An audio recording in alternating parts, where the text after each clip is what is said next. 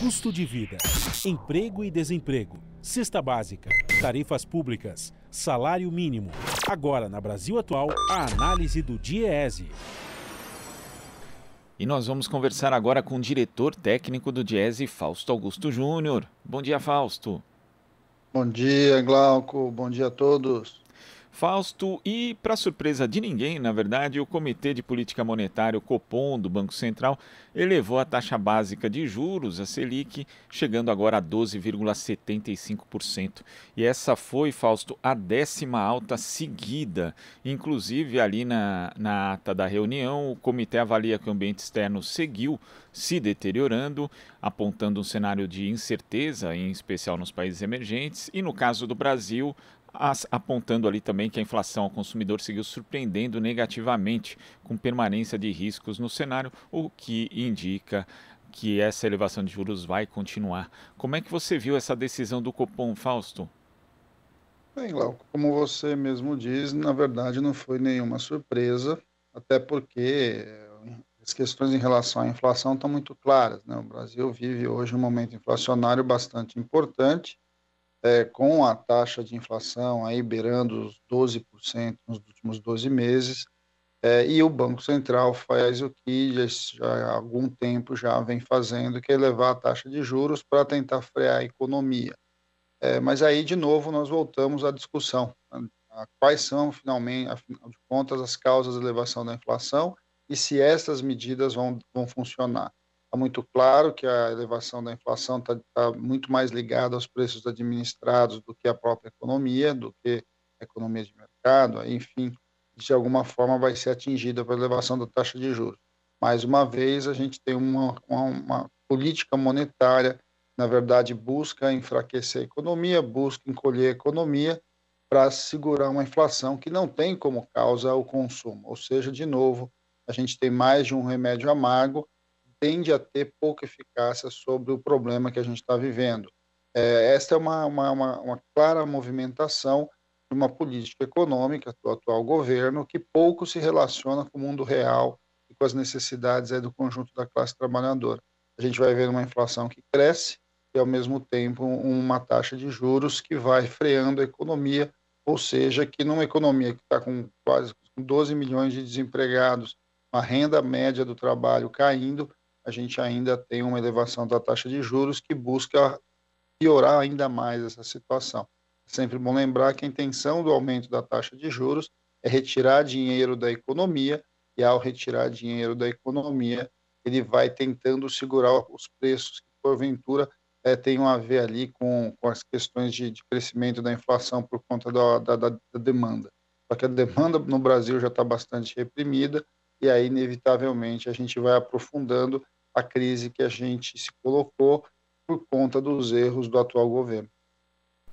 E Fausto, inclusive o economista Márcio Postman postou no Twitter uma publicação dizendo que o Brasil tem hoje 8 a cada 10 famílias endividadas, que em média transferem 30% daquilo que ganham para juros e amortização aos credores. E quando a ata do Copom aponta para um cenário de incertezas também no caso do trabalhador, né, que com esse nível de endividamento, com a inflação, né, que vem aí aumentando o preço de itens básicos, inclusive, tem a incerteza no caso de ter um salário até o fim do mês. Então, o aumento da taxa de juros também reflete de uma forma bastante negativa no dia a dia das pessoas, Fausto. Bem, Glauco, essa é uma questão importante. Como é que o aumento da taxa de juros impacta a vida das pessoas, a vida das pessoas comuns? Bem, de um lado, a gente tem a questão do próprio esfriamento da economia, ou seja, gerar emprego, aumento da renda vai ficando cada vez mais difícil quanto mais a taxa de juros sobe. Afinal de contas, quem vai investir, quem tem dinheiro para investir, prefere deixar o seu dinheiro parado no banco rendendo do que colocar ele na economia para girar. A outra questão é no próprio consumo. Nós estamos falando ali, por exemplo, em juros do cartão de crédito, juros do cheque especial, os juros diversos ao consumidor, que tendem a subir cada vez mais, impactando muito o custo dos financiamentos. Estamos falando, por exemplo, impactos diretos no custo do financiamento da casa própria, no custo do financiamento do automóvel, no custo do financiamento aí dos produtos diversos aí dos eletrodomésticos, linha branca, etc., que a gente já conhece há muito tempo, né, o famoso carnezinho aí da população em geral. de alguma forma vai dificultar ainda mais, minimamente você ter acesso aos bens de consumo que são necessários, são importantes tanto para as pessoas quanto para a própria economia. Quando a gente olha para uma movimentação que está acontecendo, e pior, né, Glauco, é bom lembrar que, inclusive, por tudo que tem sido colocado nas atas do Copom, esse ciclo de alta de juros não só não deve ser curto, como ele também não deve parar. Muito provavelmente a próxima reunião em junho deve aumentar ainda mais essa taxa de juros. Ou seja, as previsões são bastante ruins e com impacto direto na vida real das pessoas. E o pior de tudo, né, Glauco? Você tem aí, mais uma vez, uma política que vai retirando dinheiro dos mais pobres e colocando o dinheiro na mão dos mais ricos. É uma política claramente de concentração de renda e que aí vai mostrando o quanto esse governo simplesmente não tem uma política voltada para os mais pobres, ao contrário. E aí a gente vai vendo um pouco dessas contradições do atual governo Bolsonaro.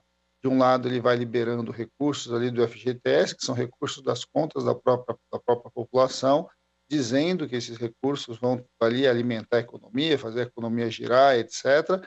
Mas na outra ponta, com a política monetária, ele vai retirando esses recursos e colocando esses recursos cada vez mais na mão dos mais ricos. A gente vai vendo um pouco esta contradição e o que isso significa e para onde está levando o Brasil. Está levando o Brasil, primeiro, a manter uma dificuldade bastante grande nas suas contas em geral, porque, de novo, aumento da taxa de juros, aumenta o carregamento da dívida, aumenta o que o Brasil deve, quanto ele vai pagar para os diversos, né, para os seus diversos investidores, aqueles que detêm os títulos públicos. De outro lado, você tem um esfriamento da economia, que tende, inclusive, a não só piorar as vidas, né, das pessoas em geral, a economia como um todo, mas também a arrecadação do Estado. Você vai entrando num ciclo vicioso que, na verdade, vai afundando o Brasil cada vez mais nessa realidade muito dura. Inflação alta de um lado, taxa de desemprego muito alta, queda na renda e, de outro lado, um custo da dívida cada vez maior e o endividamento do Estado cada vez maior. E Fausto, depois que foi aprovada a autonomia do Banco Central, o atual presidente Roberto Campos Neto é o primeiro a ter mandato fixo e vai até 2024, dezembro de 2024. Caso seja eleito um governo que não tenha a mesma orientação do governo Bolsonaro, Fausto, a gente vai ter que apostar aí no entendimento entre a autoridade monetária e essa nova gestão, uma espécie de concertação, porque senão a autoridade monetária vai apontar para um tipo de política e a equipe econômica do novo governo pode apontar para outra. Então vai ser necessário haver esse entendimento e talvez até uma revisão dessa autonomia do Banco Central, Fausto? Bem, Glauco, aí vão os nossos absurdos aí das chamadas reformas que aconteceram no pós-golpe, né? Você acabou aceitando muito as imposições do mercado e uma das imposições do mercado era essa autonomia do Banco Central. Uma autonomia do Banco Central que, na prática, vamos lembrar, esse presidente foi indicado pelo atual presidente, pelo Bolsonaro.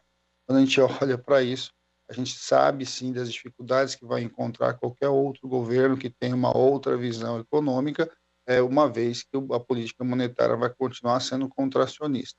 E pior do que ser contracionista, ela tem claramente interesses voltados aos mais ricos e ao sistema financeiro. Então, quando a gente olha para tudo isso, a gente sabe que vai ter muita dificuldade nesse debate, mas de alguma forma isso vai precisar ser enfrentado, uma vez que a questão da política monetária ela é central quando a gente pensa na questão econômica.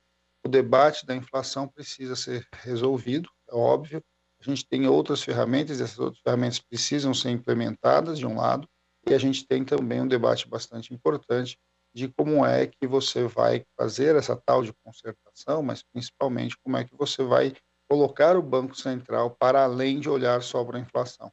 É bastante importante, num regime de metas, como eles se utilizam, que as metas não sejam só as metas inflacionárias, mas a questão do emprego, a questão do aquecimento da economia, a questão do desenvolvimento precisa estar ali também sendo monitorada pelo Banco Central. O Banco Central ele é um instrumento de uma política, ele não é, afinal de contas, aquele que toma todas as decisões, muito pelo contrário. E aí cabe sim ao governo federal, cabe sim a própria discussão dentro do Congresso Nacional definir quais são ali os indicadores que o Banco Central deveria buscar. Se a inflação é um indicador importante, ele não pode ser o único, né? A questão do emprego, a questão da renda do trabalho precisa também estar sendo monitorada, ou seja, é uma combinação entre inflação, numa combinação ali do mercado de trabalho, a gente vai poder construir aí uma política monetária mais eficiente, uma política monetária mais condizente com as reais questões que dificultam a economia brasileira no atual momento. Fausto, muito obrigado pela sua participação no Jornal Brasil Atual de hoje. Até a próxima. Até a próxima, Glauco. Bom dia a todos novamente. Bom dia. Conversamos aqui com o diretor técnico do Diese, Fausto Augusto Júnior. Aqui você ouve as notícias que os outros não dão. Jornal Brasil Atual.